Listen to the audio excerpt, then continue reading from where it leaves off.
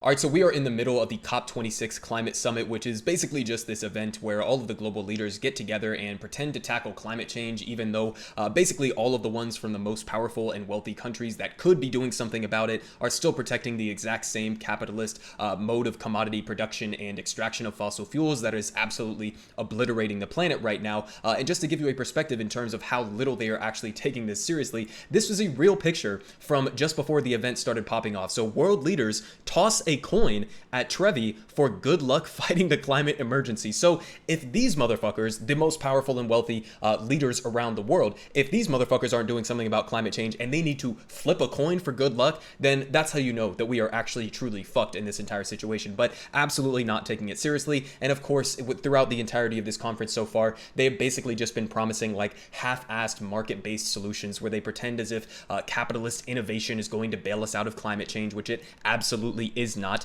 And so thankfully there has been some pushback. There has been protests surrounding this entire event. And there has also been pushback from individuals or leaders from countries who represent countries that are actually going to be facing the largest consequences of climate change, which is like low-lying countries and island nations around the world, and especially poorer countries that are going to be facing the brunt of the effects of climate change. And so one guy who is the president of Palau, a Pacific island nation, he gave a really good speech where he was diving into a story from their culture, and basically it's a perfect analogy for the current situation that we are facing as a global community in climate change. And so I wanted to play that for you guys here because it was pretty dramatic and a pretty good speech. But first, I just want to give you a perspective in terms of the science, in terms of where we are right now in climate change. We are absolutely laughably far away from taking this seriously. So they say the president's comments came 2 days after the World Meteorological Organization released new data showing that the most recent 7 years, including 2021, are on track to be the 7 hottest on record, and that sea level rise reached a new high this year.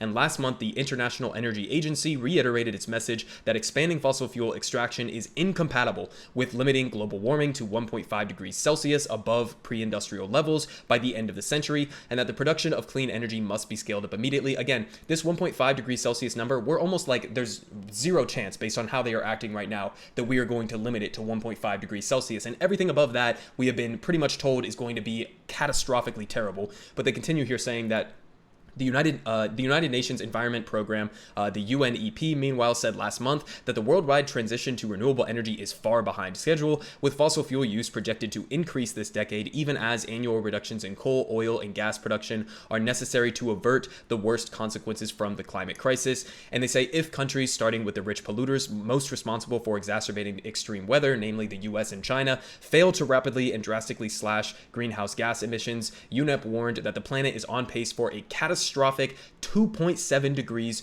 of heating this century. So literally almost double the 1.5 degrees Celsius, which would have already had significant consequences associated with climate change, but wouldn't have been as bad as this catastrophic number here. But again, we're nowhere close to being on pace. And so the president from this country, this Pacific island nation, had some words for the rest of the wealthy global community. Legend of Wab, the Palau legend of Wab, illustrates our state of emergency. Wab was a boy who grew into a giant that wouldn't stop growing. Due to his unruly appetite, the whole island community was forced to feed him. Wab's feeding depleted all the natural resources and finally he threatened to eat his people. To save themselves, the villagers banded together, took bold action, and set fire to him. This is eerily reminiscent of today's world, as large emitters, with their insatiable appetite for advancement, are continuing to abuse our environment, threatening our very survival. COP26 must light the fire.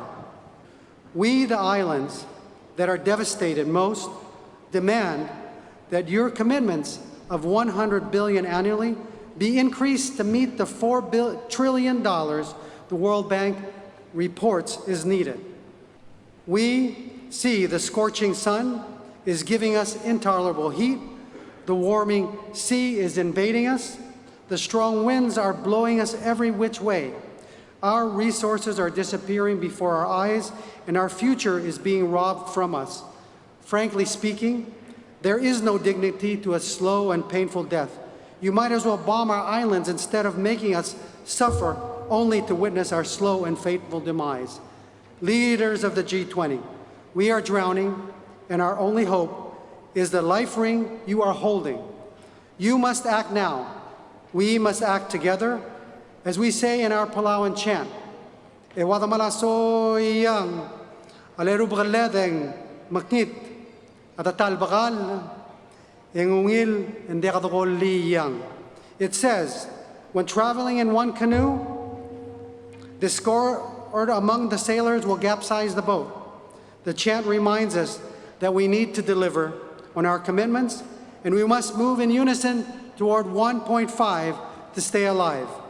The villagers burned the giant Wab, and as he fell to his death, he created over 300 islands of our islands. Bold, unified action led to transformation. We must act together. We owe this to each other, and we owe this to our children. Thank you. Right, so that was absolutely fucking fantastic, right? And he was pretty stark with what he was saying right there. He was literally saying, why don't you just bomb us? Because that is better than the slow, painful death that we are going to be suffering from climate change. So I don't know if you could like get more at face value aggressive in what you are saying to the rest of these wealthy nations across the world to get their shit in order, because he's 100% right, okay? We are on track right now as climate change progresses to have tens of millions, if not hundreds of millions eventually, within the coming decades, climate refugees who are going to have to flee low-lying areas like his island that he is describing there. And then that analogy that he was using, the story, the legend from their culture, is like a perfect one as an analogy for our global capitalist system that incessantly demands constant economic growth and expansion, even if it is literally at the expense of our entire species and the future habitability and sustainability of the planet itself. It's completely self-defeating. It is completely self-consuming, but that's exactly what capitalism is. And so honestly, we are staring down the barrel of basically one of the most catastrophic events in human history as climate change is going to be unfolding, and we're starting to see some of the consequences already. I mean, it's really hard to imagine what this shit is going to look like 15 years, 20 years down the line. As we are right now, it seems like every other day, you see it on Twitter, you see them posted from all around the world, whether it's in Germany with the massive floods, or in California with the massive wildfires, or even in Serbia with their wildfires. All around the world, we are seeing these like apocalyptic, catastrophic consequences of climate change staring us directly in the face, and still people are like, well, we need to protect the coal industry here, I guess, because Joe Manchin wants to, right? It's just completely pathetic, ridiculous set of priorities that we have here. This is not sustainable as we are continuing on our pace. You saw it there in the data. We are on track for 2.7 degrees Celsius warming, almost double what they are saying would already at 1.5 degrees Celsius have catastrophic consequences. So we are not even doing the bare minimum. What we really should be doing if we were serious about this is significantly tackling the challenge of or the problem of overproduction with our commodities and the waste that goes in and the rampant pollution around the world